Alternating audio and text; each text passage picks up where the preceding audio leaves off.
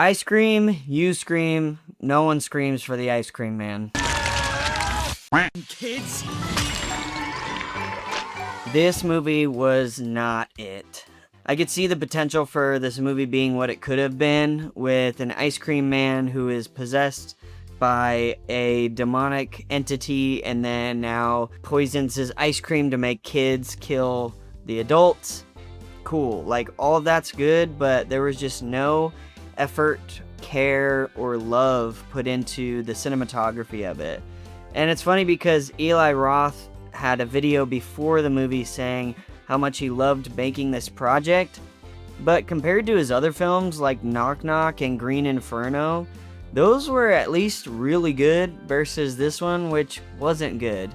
And I don't know what the budget was for this film, but it just wasn't there. There were too tight of close spaces, and it didn't fit with what this ice cream man horror movie could be. I'm okay with putting kids as kid actors in different movies, but I think having them be the base of a horror movie and them killing their parents just doesn't sit right with me. It's a weird take on a horror movie and just doesn't follow, doesn't track, all of that. It doesn't work. I don't know what the deal is with making a shock value of kids cussing, but it seemed to me like every sentence had to have a cuss word. Now, I don't know who wrote this script completely for the actors and the kids, but having a cuss word in each line just doesn't fit, and it kind of devalues your movie altogether. It makes it feel like a South Park episode, which, don't get me wrong, South Park is good at what they do, but having a cuss word all the time just gets annoying, and it kind of degrades the whole movie itself, and it takes your audience outside of the immersion of the movie. Let's talk about the horror. The horror aspect wasn't it. I could see if this was at night or even during the evening times, but having this all during the day, it didn't match the vibe of what the movie was trying to do. There were a couple scenes at the school where the kids were trying to escape the infected kids, and it just would have been better if it was taking place at night.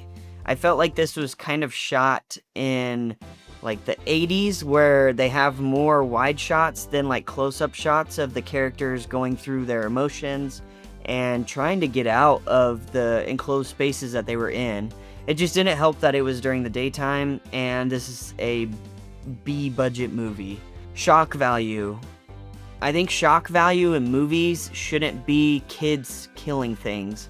Like there might be an instance or two of that which gives the shock, but you shouldn't rely on that as being your only shock value for a movie. The gore that was set up for this was just not enjoyable.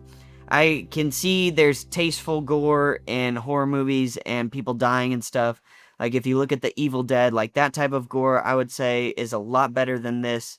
Truly well done by them, but this just felt like kids were stepping on adults and their heads felt like jello. Like it wasn't realistic and felt very just kids home movie stuff, if you will. I will say that the movie did an okay job at the comedic element of it. There were some funny aspects that had me laughing and even the audience that was in there at the time, but that was it. That was the only good part about this. Eli Roth makes a cameo as the dad. And the twist. Okay, I really enjoyed the twist at the end where they think that they're killing the bad guys, but then it's actually their parents. So that was cool. And I know some people don't like movies ending on a sour note, but I think in this movie, it's okay, because it's about an ice cream man getting revenge on the kids who grew up with him, and now the kids kill their parents for it. It's just the shock value and stuff with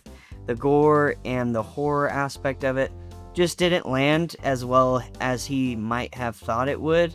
So if you're gonna go see Ice Cream Man, don't. I would say there are more movies available on streaming and out in the theater that you can watch that are a better alternative to this bombshell. I also want to point out that I learned the other day that this movie used AI for some of its visual effects.